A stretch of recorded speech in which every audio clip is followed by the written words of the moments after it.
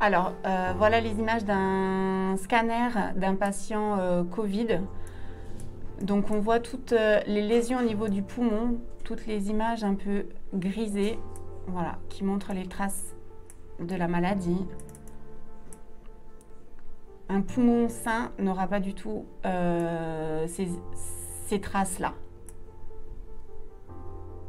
Bonjour, je suis Floriane Amaury. Je travaille au sein du RHNE sur le site de la Chaux-de-Fonds à l'unité d'imagerie radiologique.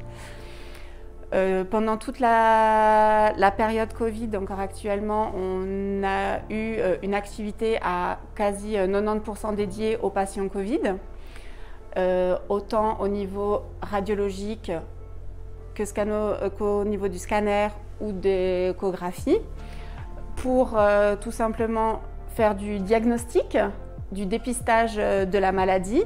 Des fois, on a découvert fortuitement les présences du Covid sur les scanners ou sur les radios. Et après, on est amené aussi à avoir les patients pour une autre pathologie, mais avec un patient Covid.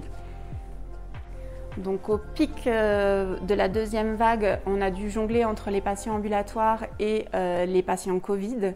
On a traité presque 90% des patients Covid hospitalisés ou qui passaient par les urgences de l'hôpital sont passés dans notre service.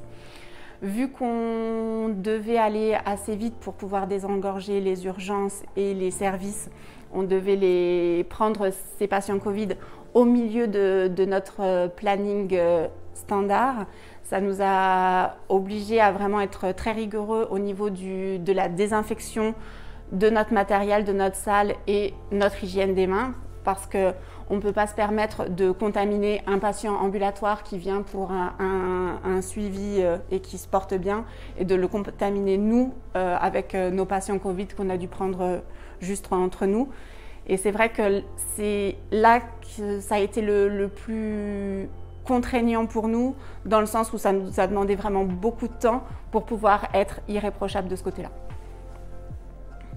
Alors pour éviter une troisième vague au retour des fêtes de Noël, ce serait bien que les gens vraiment fassent attention aux gestes barrières, essayent de bien porter le masque quand ils sont proches des gens et surtout quand ils viennent à l'hôpital, respecter le port du masque correct pour se protéger eux, mais nous protéger nous aussi.